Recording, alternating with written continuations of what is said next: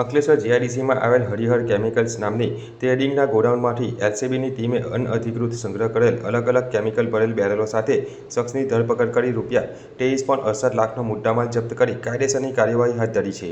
Bharuch LCB પોલીસની team Ankleshwar વિસ્તારમાં પેટ્રોલિંગમાં હતા. તે દરમિયાન જીઆઈડીસીમાં પારસ ચોકડી પાસે આવેલ હરિહર કેમિકલ્સ નામની ટ્રેડિંગના ગોડાઉનમાં જોનલસીન કેમિકલનો અનઅધિકૃત જથ્થો સંગ્રહ કરેલ છે અને હાલમાં એક ટેન્કરમાંથી બેરલો ભરી ગોડાઉનમાં સ્ટોર કરવાની પ્રવૃત્તિ ચાલી રહી હોવાની માહિતી મળી હતી.